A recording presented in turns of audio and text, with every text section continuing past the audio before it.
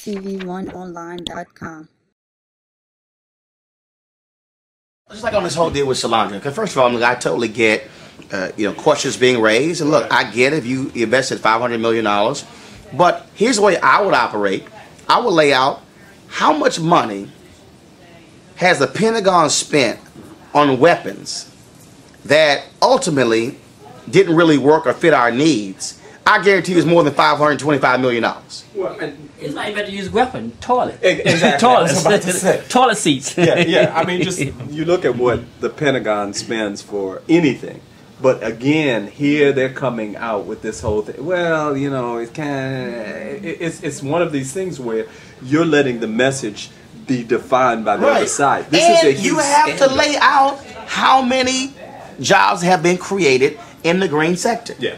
I mean, it's unbelievable to say, oh, we created 2.7 million jobs, but then you're letting it be defined as, oh, this is a failure on this one company, so therefore, let's forget any future investment. I mean, it's the craziest thing in the world. Yeah. I mean, you isolate that as being a failure as you do in any administration. All administrations have failures relative to a particular incident, but that's really not what they've been doing. They've kind of been and then the leaks of the emails coming out of an investor told them not to go to that.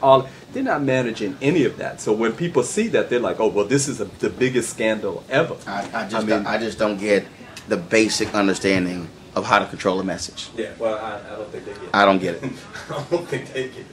They've done a good job. Yeah. They've done a terrible job communicating the message. Terrible job.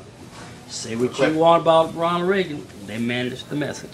Right. Well, and the scenery and everything. Reagan and Bush. I mean, you can agree with him, you can disagree with him, but he would say something. There clearly is no Michael Deaver in this administration. No. There's not a Michael Deaver in this administration. Right. Because I made the argument publicly that with the president's jobs bill, okay, he went to Dallas, I know where he went. I said, no. I would go to Jeff Sessions' district where he lives. In Alabama, yeah. I would go to Thad Cochran's district. Mississippi. I would say, okay, fine, you know what? I'm going to Alabama, Mississippi, and not only that, I'm going to go to Louisiana and look at Senator Mary Landrieu. Yeah.